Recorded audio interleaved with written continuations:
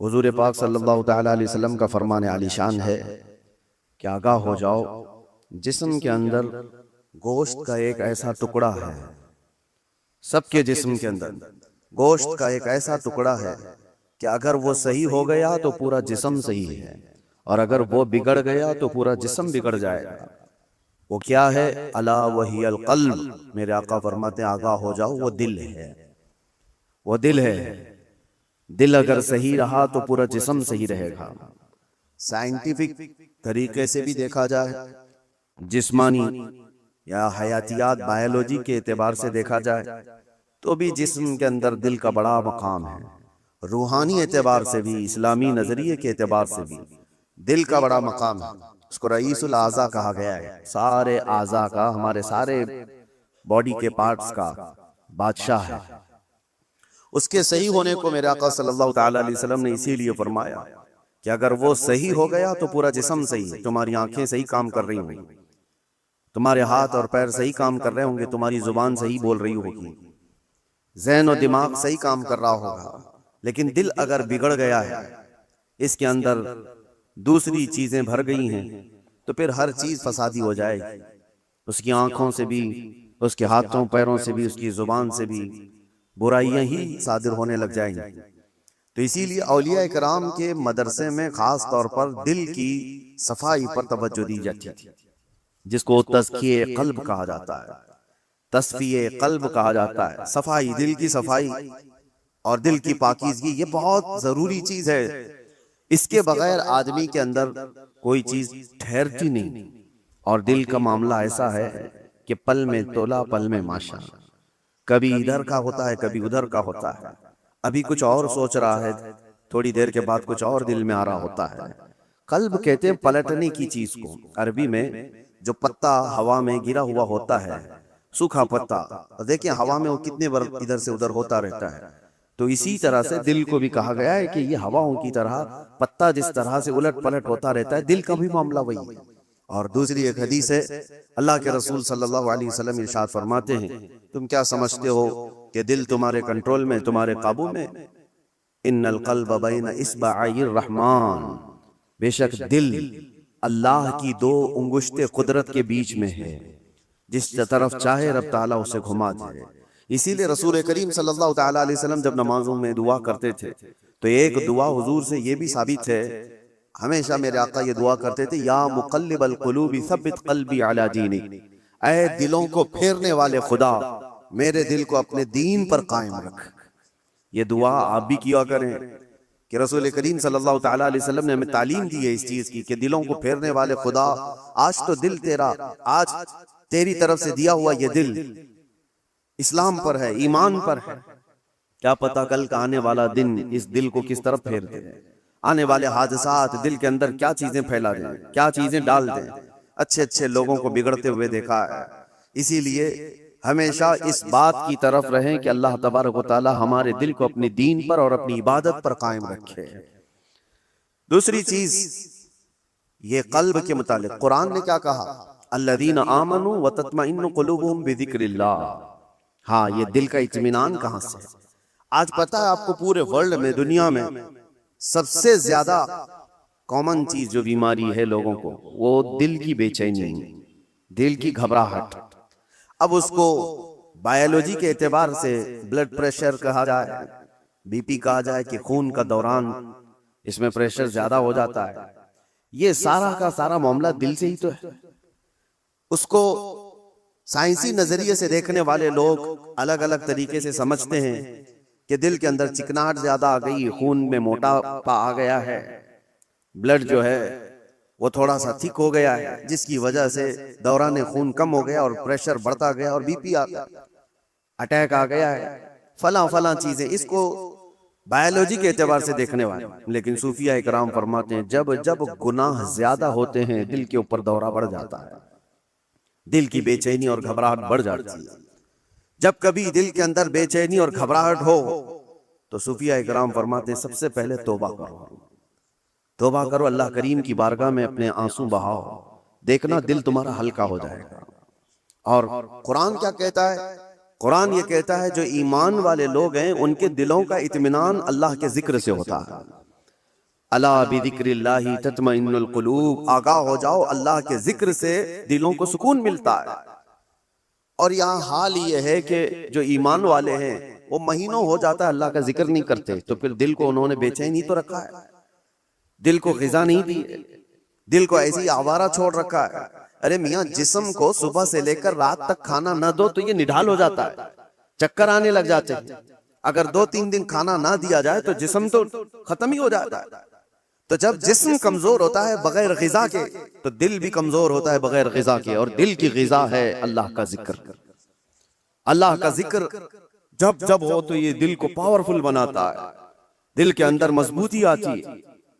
2 चीजें खास कर लें अपनी जिंदगी में, एक इस्तिग़फ़ार कसरत से, अस्तग़फ़िरुल्लाह रब्बी मिन कुल्ली ज़ंबि व अतूबु इलैह, बैठते उठते जिस वक्त भी हो इस्तिग़फ़ार कसरत से करो कि तौबा करना है। न जाने हमारी आंखें अभी क्या करके आई, पता नहीं हमारे हाथों ने क्या कर दिया, हमारी जुबान ने क्या किया। दिन भर की खताएं ये बढ़ती बढ़ती चली जाती हैं। और एक हदीस ये भी है कि जब इंसान पैदा होता है ना तो उसका दिल बिल्कुल साफ शफाफ आईने की तरह होता है, साफ शफाफ होता है आईने की तरह। जब वो गुनाह करता है तो एक काला धब्बा उसके दिल पर लगा दिया जाता है, एक धब्बा। फिर दूसरा गुनाह करता है, दूसरा धब्बा, तीसरा गुनाह करता है, तीसरा धब्बा। तो ये धब्बे, ये दाग बढ़ते बढ़ते बढ़ते फिर पूरे दिल को काला कर देते हैं, पूरा दिल सियाह हो जाता है। और जब दिल काला हो जाए तो उसकी अलामतें ये बताई गई हैं कि मस्जिद में ज्यादा देर बैठने का मन नहीं करता, कुरान ज्यादा देर पढ़ने की तबीयत नहीं चाहती, जल्दी से कुरान बंद कर दो, जल्दी से मस्जिद से निकल कर भाग जाओ, नेकियों की तरफ उसकी रग़बत नहीं होती, जेब में पैसे होंगे लेकिन किसी को खैरात करने का दिल नहीं करता। तो ये दिल के काले होने की अलामत है, सियाह होने की अलामत है। ये एक्सरा मशीन से और सोनोग्राफी से मालूम होने वाली चीजें नहीं है। ये अल्लाह के नबी सल्लल्लाहु तआला अलैहि वसल्लम ने बयान फरमाया। अब उसके इलाज की तरफ हमें तवज्जो देनी। आज दुनिया ने हमारे दिलों को अपने रंगीन गुनाहों से सियाह कर ही दिया है। देखिए, हम सुबह से शाम तक जिन कामों में मसरूफ हैं, आज सबसे ज्यादा हमारे पास कोई चीज मशगूल है तो वो हमारा टीवी स्क्रीन, मोबाइल स्क्रीन। न जाने वो किन किन चीजों को दिखाते हुए हमारी आंखों को खरीद जाते हैं, कंट्रोल भी नहीं रह पाता। इसीलिए दिल पर बोझ बढ़ता जा रहा है। जिसको आप टेंशन कहते हैं, जिसको आप लोग डिप्रेशन कह रहे हैं, ये सिर्फ हादसात का या फिर दुनियावी किसी खसारे का टेंशन नहीं है। ये दिल का सियाहपन दिमाग पर बोझ बना देता है, भारी हो जाती है तबीयत। कुछ लोगों को घरों में तबीयत नहीं लगती कि बैठने का भी मन नहीं कर रहा, खाने का भी मन नहीं कर रहा, किसी से बात करने का भी मन नहीं कर रहा। ये बहुत अपर लेवल पर आ गई चीज कि उसकी दिल की बेकरारी बहुत बढ़ गई है, घबराहट बहुत ज्यादा बढ़ गई है। इसीलिए हम सूफिया इकराम को देखते हैं, जब जब कभी किसी के दिल की बेचैनी बढ़ जाती, घबराहट बढ़ जाती, तो वो किसी अल्लाह वाले की बारगाह में चले जाते थे, सूफिया इकराम की बारगाह में चले जाते, आस्थानों पर चले जाते, अल्लाह का जिक्र करते, फिर वो अपने दिल की पाकीज़गी लेकर के वापस लौटते हैं। वजह क्या है? अब मैं इलाज की तरफ आता हूँ कि दिल को पाक करना है तो क्या चीज चाहिए। कई इलाज है, उसमें सबसे पहला तो जिक्र इलाही। अल्लाह के रसूल सल्लल्लाहु तआला अलैहि वसल्लम ने जो फरमाया उसको भी मैं आपके सामने रखता हूँ। पहले हम चल रहे हैं कि इस्लाम में हर चीज के पाक करने का तरीका बताया गया। कपड़े पर अगर नजासत लग गई तो पाक करने का तरीका है। नजासत, पेशाब, पखाना, किसी भी चीज की गलाजत लगी हो तो उसको पाक करने धुलने का तरीका है। कपड़े को 3 बार धो, 3 बार निचोड़ो, अच्छे से सुखाओ, कपड़ा पाक हो जाए। बर्तन में नजासत लग जाए तो उसके पाक करने का तरीका है। अगर पानी की बाल्टी में कोई नजासत गिर गई उसको पाक करने का भी तरीका है। फिक़ह में सबके कुएं में नजासत गिर गई, कुआं था उसमें चूहा गिर गया, बिल्ली गिर गई, बकरी, कुत्ता, जो भी जिस साइज का है उसके सबके मसले मौजूद हैं। कितने डोल पानी निकालने पर ये पानी पाक हो जाएगा। जमीन के पाक करने का भी तरीका है। जमीन पर अगर नजासत लगी, मिसाल के तौर पर किसी जानवर ने लीद कर दिया, गोबर कर दिया, अब नजासत तो लगी है, उसको पाक कैसे किया जाए? तो फिक़ह का कानून है कि जोर बारिश हो जाए या आप तेजी से उस पर पानी बहाओ और फिर तेज धूप पड़ जाए, जमीन सूख गई तो वो जमीन पाक हो गई, क्योंकि अब उसको निचोड़ा नहीं जा सकता, जमीन तो जहां है वही। तो उसका कानून ये है कि तेज बारिश हो गई और तेज धूप पड़ गई, सूख गई जमीन तो पाक हो गई। बारिश नहीं है तो तेज पानी मार दिया और उसके बाद धूप लगना जरूरी है, तेज धूप उसको लगी हो तो जमीन पाक हो गई। तो ये नजासतों से पाक करने के तरीके। अब आइए मैं आपको बताता हूं, दिल पर नजासत लगी हो ये कैसे पाक किया जाए। गुनाहों के धब्बे लगे हो, इसमें न जाने लालच, गीबत, कीना, बुग़्ज़, अदावत, न जाने क्या क्या चीजें भर गई हो। ये नजासत पाक करने का तरीका क्या है? मौलाना जलालुद्दीन रूमी मसनवी शरीफ के मुसन्निफ फरमाते हैं, दिल को पाक करने का तरीका वैसी ही है जैसे जमीन को पाक करने का तरीका है। जमीन को पाक करने के लिए तेज बारिश का हो जाना और तेज धूप का पड़ जाना काफी होता है कि जमीन पाक हो जाती है। दिल को पाक करने के लिए जिक्र इलाही की बारिश होना चाहिए और किसी शेख कामिल की तेज निगाह पड़नी चाहिए, दिल पाक हो जाता है। जिक्र इलाही की बारिश हो तो पानी की तरह इसको धुल देता है और उसके बाद किसी शेख कामिल अल्लाह वाले की नजर उस पर पड़े तो फिर उसका दिल इसी तरह से सूख करके पाक हो जाता है जैसे जमीन पाक हो गई। आज हमारे लिए यही तो मसला है कि हम अपना वक्त अपने दिल की पाकीज़गी के लिए नहीं निकाल पाते, हमारे पास ये वक्त ही नहीं रह गया। हाँ, अगर जिस्म के अंदर कोई बीमारी आ गई तो फिर भागेंगे दौड़ेंगे डॉक्टर्स के पास, इलाज कराएंगे। मेरे अजीजों, ये बेचैनी और बेकरारी, ये घबराहट का इलाज उनके पास भी नहीं। वो डॉक्टर्स ज्यादा से ज्यादा आपको नींद की गोलियां दे सकते हैं डिप्रेशन कम करने के लिए, स्ट्रेस कम करने के लिए। आप अच्छे से सो, घंटों सोते रहो। किसी को सुला देना ये डिप्रेशन का इलाज नहीं है। और कुछ तो डॉक्टर्स के पास जाकर डिप्रेशन का इलाज गोलियों से लेकर के आ गए और कुछ अपने हाथों इलाज करने के लिए सिगरेट पीने लग गए, अपने हाथों इलाज करने के लिए वो बीड़ी गुटखा खाने लग गए। उनको ये लगता है कि जैसे ही डिप्रेशन होगा, टेंशन होगा, सिगरेट फूंकूंगा तो टेंशन फ्री। उससे 2 कदम आगे बढ़कर कुछ लोग शराब की तरफ चले गए, उससे आगे कदम बढ़कर के चरस, अफयून, गांजा इस पर चले गए। इन सब से पूछो तो एक ही जवाब देते हैं, टेंशन फ्री हो जाते हैं ये लेकर के। सिगरेट वाला भी, शराब वाला भी, चरस गांजे वाला भी, उसको ये लगता है कि ये लेने के बाद ऐसा लगता है मैं हवाओं में उड़ रहा हूं। उसके बाद नशा उतरने के बाद फिर क्या होता है? ये तो उस तरह से है खुजली की बीमारी, जब तक खुजाते रहो अच्छा लगे, हाथ छोड़ दो तो फिर जलन शुरू हो जाए, चमड़ी छिल जाए। गुनाहों का यही मामला है, करने के वक्त थोड़ी सी लज्जत, लेकिन वो बड़े दाग धब्बे छोड़ जाते हैं, बेचैनी और बढ़ जाती है, घबराहट और बढ़ जाती है। मैंने तड़पते हुए लोगों को देखा है जिनको नशा नहीं दिया गया, जो नशा के एडिक्ट थे, उनको अगर अचानक रोक दिया गया तो फिर वो हाथ पांव ऐसे मारते हैं कि उनके हाथ में चाकू आ जाए तो किसी को मार भी डालें, उनके पास जो कुछ भी आ जाए वो सामने वाले को कत्ल भी कर दें अपने नशा के लिए। वजह क्या है? दिल को इतना बेचैन और बेकरार कर दिया उन्होंने दुनियावी ये गलाजतों से इलाज करने के चक्कर में कि वो दिल की बेचैनी हाई लेवल पर बढ़ गई। दिल की बेचैनी और बेकरारी नशा से सही नहीं होती, दिल अल्लाह का बनाया हुआ है, ये रहमान का बनाया हुआ है, इलाज भी उसी के जिक्र से मुमकिन है, अल्लाह ही के नाम से ये दिल को सुकून मिलता है। इसीलिए मौलाना जलालुद्दीन रूमी रहमतुल्लाह तआला अलैह एक बात और भी कहते हैं, खाने काबा देखा है? खाने काबा, तवज्जो चाहता हूं, खाने काबा इतना मुअज्जम, इतना मुकद्दस है कि उसके लिए करोड़ों मुसलमान पूरी दुनिया के अतराफ अकनाफ से आकर तवाफ करते हैं, बोसे देते हैं, सीना लगाते हैं। ये खाने काबा अल्लाह का घर है, लेकिन मौलाना रोम फरमाते हैं है तो काबा, ये इब्राहिम खलीलुल्लाह की बनाई हुई इमारत है, इब्राहिम खलीलुल्लाह अलैहिस्सलाम की बनाई हुई इमारत है काबा। और वो कहते हैं कि काबा बिनाए खलीले अतहरस्त, वो दिल गुजरगाहे रब्बे जलीलस। लेकिन दिल जो है मोमिन का दिल, अल्लाह के रसूल ने फरमाया कल्बुल मुमिन अर्शुल्लाह, मोमिन का दिल अल्लाह का अर्श होता है।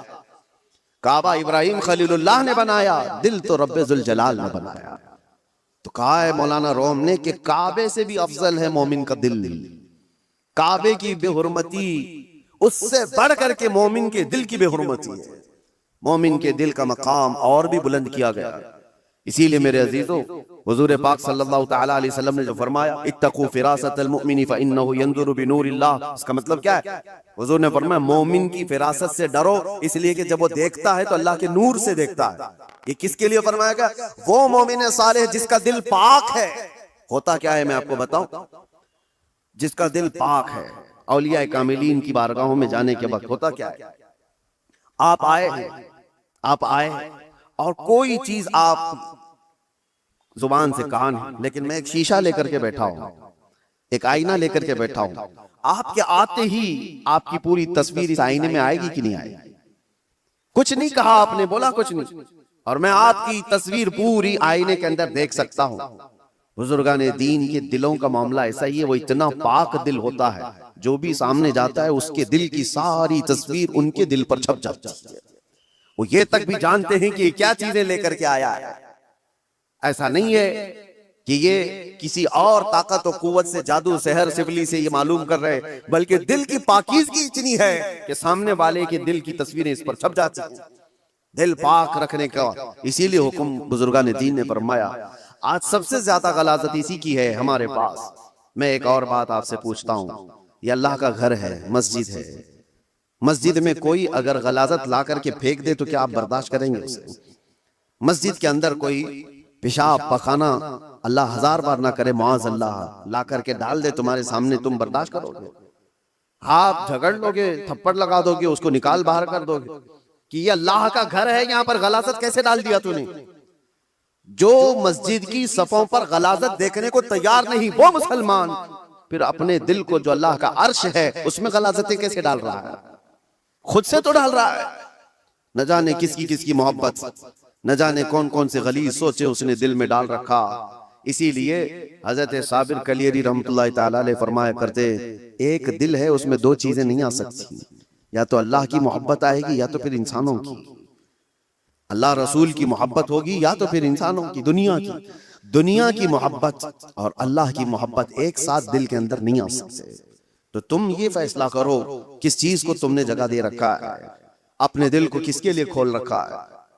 मेरे अजीजों, और एक इलाज की तरफ मैं आपको लेकर चलता हूं। अल्लाह के रसूल सल्लल्लाहु ताला अलैहि वसल्लम के पास एक सहाबी आए। एक अलामत और भी मैं आपको बताऊं, नमाज पढ़ते हैं, जैसे अभी मैंने कहा दिल के काले होने की अलामत यह है कि मस्जिद में ज्यादा देर दिल नहीं करता, नमाजों का वक्त हो जाए तो तबीयत भारी लगने लगे, उसे इबादतों की तरफ शौक नहीं लगता, ये दिल के उसके सिया होने की अलामत। इसी तरह से जब कुरान की तिलावत होती है ना, तो पाक दिल वाले की आंखों से आंसू आ जाते हैं।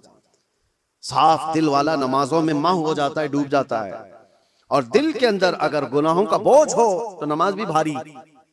वो पीछे से चिल्लाने लग जाए, इमाम साहब कितनी लंबी किरात करते हैं यार, ये तो दुआएं कितनी लंबी लंबी मांगते हैं, हमारा काम धंधा है। तुम्हारा दिल का बोझ है जो तुम 3 घंटे 4 घंटे मैच देखने पर ये नहीं कहते कि कितना लंबा चल रहा है, फिल्में देखने पर कभी ये नहीं कहते, लेकिन मस्जिद में 10 मिनट से ज्यादा की अगर जमात हो जाए तो ये बेचैनी और बेकरारी क्यों बढ़ जाती है? आपको पता है वो सहाबा इकराम जब नमाज पढ़ाते थे, हजरत मुआज़ इब्न जबल फजर की नमाज में उन्होंने पूरे सूरे बकरा पढ़ा दी थी। सूरे बकरा 2.5 पारे की है, आप 2.5 सफा नहीं सुन पाओगे, 2.5 पारे तकरीबन उन्होंने पूरे फजर की नमाज में पढ़ा दी। वो सहाबा माँ होते थे सुनने में। अब जिस बात के लिए मैं कह रहा हूं, नमाजों में अगर बेचैनी और बेकरारी बढ़ गई है तो क्या करना चाहिए? एक सहाबी आए थे हुजूर की बारगाह, यूं कहा, या रसूल अल्लाह सल्लल्लाहु अलैहि वसल्लम, दूसरे लोग सब जो आपके पीछे नमाज पढ़ते हैं तो रोते हैं, गिड़गिड़ाते हैं, अल्लाह को याद करते हैं, मुझे रोना नहीं आता, कुरान पढ़ने पर मुझे अश्क नहीं आते। हुजूर पाक सल्लल्लाहु अलैहि वसल्लम ने फरमाया, तुम्हारा दिल सख्त हो गया है। ये फरमाया तुम्हारा दिल सख्त हो गया है, उसको नरम करो। कहा क्या करूं? क्या इलाज मेरे आका ने बयान किया। वजीफे तो करते ही रहते हैं। हुजूर पाक सल्लल्लाहु ताला अलैहि वसल्लम फरमाते हैं, जाओ किसी यतीम बच्चे के सर पर हाथ फेरो, अल्लाह दिल नरम कर देगा। एक इलाज ये भी मेरे आका ने फरमाया, यतीमों के लिए दिल में अपने एहसास पैदा करो, दिल नरम हो जाएगा। आज सच बताता हूं मेरे अजीजों, ढूंढो हजारों ऐसे गुरबा और मसाकीन जिनकी आंखों को पोंछने वाला कोई नहीं, जिनकी ठंडी और गर्मियों के सिलसिले में कोई देखने वाला नहीं। उन बच्चों के लिए अगर एहसास भी दिल के अंदर हो, एक आंसू भी का कतरा भी निकले तो तुम्हारा दिल नरम हो जाएगा। आपको पता है, जब कभी मैं उन फिलिस्तीन के बच्चों को देखता हूं, रमजान आए, ईद आए तो अपने वालिदैन की कब्रों पर जाकर बैठ जाते हैं, और कोई बच्चा अपने बाप को पुकार रहा होता है कि बाबा मुझे सुन रहे हो, आज ईद का दिन है, कोई कपड़े पहनाने वाला नहीं। तो ये जमाने रसूल याद आता है। ये वो यतीम है कि अगर मेरे आका के जमाने में पुकारे होते तो मेरे आका कंधों पर बिठा लेते। आज उम्मत पर कुछ एहसास नहीं होता। उनकी चीखें, उनकी पुकार को सुन करके सब हम अपने अपने ऐश में मसरूफ रहते हैं। अपने दिल के अंदर एहसास पैदा करो, दिल नरम हो जाए। और हम तो झिड़कियां दे करके लोगों के तलाशी में लग जाते हैं, इसका तो धंधा है मांगने का, इसका तो धंधा है कमाने का, ये गरीब नहीं है, ये ऐसा है वैसा है, सारी पंचायत में तो लगे रहते हैं। क्या कोई यतीम मिलता ही नहीं, कोई मिस्कीन मिलता ही नहीं जिसके सर पर हम हाथ रखें? मेरे अजीजों, आज के दौर में भी बहुत है इस तरह के कुछ गैरतमंद लोग वो हैं जो जिंदगी पर सवाल नहीं करते। कल की बात मैं बताऊं, कल ही की बात, मेरे पास एक खातून का ऐसा मसला आया जिसके 3 बच्चे माजूर हैं। एक 14 साल का, दूसरा 12 साल का, तीसरा 9 साल का। तीनों बिस्तर पर, हाथ पांव मुड़े हुए, सर झुका हुआ, न बोल सकता है न हाथ उठा सकता है, पेशाब पखाना सब बिस्तर पर। और शोहर का इंतकाल हो चुका। 3 बच्चों को पालने के लिए वो खातून कहती है मेरे पास 1 घंटे की भी फुर्सत नहीं होती। उसको खिलाकर फारिग हो जाऊं तो इसका होता है, इसको खिलाकर फारिग हो जाऊं तो इसका होता है, इसका पेशाब साफ करूं तो इसका होता है, इसका पेशाब साफ करूं तो इसका होता है। मैं न जॉब कर सकती हूँ, न कमाने के लिए जा सकती हूँ। मुझे बताएं कि ये 3 बच्चों को जिस तरह से पालना है। और आखिर में उस खातून ने जो बात कही मेरे दिल पर लगी। मैंने कहा घबराहट और बेचैनी में कुफ्र तो नहीं करती कि मेरे घर में ऐसा क्यों गया? कहती है नहीं मौलाना, कभी आज तक मेरे दिल में ख्याल भी नहीं आया। मैं तो शुक्र करती हूँ कि अल्लाह तबारक व तआला न होने से कुछ दिया तो है, और मुझे इसी खिदमत के लिए दुनिया में पैदा किया गया होगा, मैं ये सोचती हूँ। और आज इन बच्चों का चलना फिरना मैं नहीं देख सकती, आखिरत में अल्लाह इसका अजर तो देगा। कहा ये सालिहीन लोग हैं, इन लोगों की मदद कोई करने को आगे इसलिए नहीं बढ़ता कि वो गैरतमंद लोग हैं, किसी से पूछते नहीं, मांगते नहीं। लेकिन आस पड़ोस में लोगों को एहसास तो होता है कि ऐसे घर मौजूद हैं, कि उन तक हम क्यों नहीं पहुंचते? ये दिलों की सख्तियां हैं मेरे अजीजों। दिल जब सख्त हो जाता है तो उसे आसपास का कुछ नजर नहीं आता। आप ढूंढो, ये शाबानुल मुअज्जम का महीना है, कसरत से इबादत की तरफ बढ़ाने वाला महीना है, रमजान के इंतजार वाला महीना है। और इसमें जो बीज बोगे तौबा इस्तिगफार के, वो रमजान में उसके फल देखने को मिलेंगे। अभी से इसकी तैयारियां करो कि दिल पाक हो जाए, दिल नरम हो जाए। जिक्र इलाही से अपने हर रात को सजाओ, हर रात को। और जिसका दिल बीमार हुआ, कुरान तो ये कहता है तुम कसत कुलूबुहुम मिन बअदि ज़ालिका फहिय कल हिजारति औ अशद क़स्वा, कि बनी इस्राइल के बारे में कुरान में अल्लाह फरमाता है उनके दिल इतने सख्त हो गए जैसे पत्थरों की तरह। पत्थरों की तरह इंसानों के दिल कभी कभार पत्थर से ज्यादा सख्त होते हैं। व इन्न मिनल हिजारति लमा यतफज्जरु मिनहुल अनहार व इन्न मिनहा लमा यशक्ककु फयखरुजु मिनहुल मा व इन्न मिनहा लमा यहबितु मिन खशियतिल्लाह। अल्लाह फरमाता है पत्थर तो ऐसे हैं कि कभी कभार उनमें से पानी तो निकल जाता है, पत्थर तो ऐसे हैं कि उनमें से नहरें निकलती हैं। आप नहीं देखते पहाड़ों से जो फाल्स, जो आबशार गिरते हैं, ये क्या है? अल्लाह फरमाता है ये खौफे खुदा से पत्थर रोता है तो पानी निकलता है, ये पत्थरों का रोना है। वइन्न मिनहा लमा यहबितु मिन खशियतिल्लाह। अल्लाह फरमाता है कभी कभार ये चट्टानें खसक करके जो गिर जाती हैं, आप देखते हैं लैंडस्लाइडिंग कहा जाता है इसको, या फिर चट्टानें खसक करके गिर जाती हैं। कुरान तो कहता है ये खौफे खुदा से हिल जाते हैं पत्थर, तो पहाड़ों से गिर जाते हैं। और इंसान का दिल ऐसा है कि पत्थरों से ज्यादा सख्त हो जाता है, ना इसके आंसू आए ना इसका जिस्म हरकत में आया। ये कुरान की बात कह रहा हूं। तो जब इतना सख्त हो जाता है दिल, तो ये भी कहा गया कि इंसान का हाई लेवल का जब सख्त दिल हो जाता है तो वो अपनी माँ और बेटी में और बीवी में फर्क करना भूल जाता है, वो आम औरत में अपने रिश्तों में फर्क करना भूल जाता है। हलाल और हराम की तमीज उससे निकल जाती है और उसको नमाज और गैर नमाज के औकात में कोई फर्क नहीं लगता। यहाँ तक कि बढ़ते बढ़ते इस्लाम और कुफ्र के बीच की दीवार को भी वो खत्म कर जाता है। दिल की सख्ती आदमी को, वो दिलों की सख्तियां ही तो थी जो मक्का वाले अपनी पैदा हुई बच्चियों का गला मरोड़ कर जिंदा दफन कर देते थे। वो दिलों की सख्तियां ही तो थी कि वो अपनी माँ और बहनों को बाजारों में ला करके बेच देते थे। वो दिलों की सख्तियां ही तो थी कि काफिले के काफिले लूट करके उनको मार दिया करते थे। दिल जब सख्त होता है तो आदमी ये तमाम गुनाहों की तरफ जाता है। जितने भी क्राइम बढ़ते हैं, मैंने देखा है कुछ लोग क्रिमिनल वो इस तरह से सामने वाले को कत्ल कर देते, मर्डर कर देते। ये दिलों की सख्तियां हैं। और दिल नरम हो तो चूंटी को भी हाथ लगाने से डरते रहते हैं। आपके अंदर अगर दिल नरम है तो आप जानवर को भी मारने से कतराते हैं नहीं, और दिल सख्त हो जाए तो फिर उसके सामने कोई तमीज नहीं होती। इसलिए सबसे पहले दिल का इलाज करें। अपने दिलों का इलाज अल्लाह के जिक्र से है। कसरत से अल्लाह का जिक्र करें। या अल्लाह या रहमान या रहीम दिल मारा कुन मुस्तकीम। हमारे बुजुर्गान दीन जब बैत करते थे तो सबसे पहले ये पढ़ाते थे, ऐ अल्लाह, ऐ रहमान, ऐ रहीम दिल मारा कुन मुस्तकीम। मेरे दिल को, हमारे दिल को इस्तिकामत अता फरमा दे, हमारे दिल को सिराते मुस्तकीम अता कर दे, घबराहट और बेचैनी से आजाद करा दे। तो ये सबसे पहले बैत करने के वक्त भी पीर और मुर्शिद पढ़ाते थे। इसीलिए कसरत से पढ़ो, या अल्लाह या रहमान या रहीम, या अल्लाह या रहमान या रहीम दिल मारा कुन मुस्तकीम बिहक़्क़ि इय्याका नअबुदु व इय्याका नस्तईन। अल्लाह तबारक व तआला इस दुआ से दिलों को नरम फरमा देगा, दिलों की सख्तियां खत्म हो जाएंगी।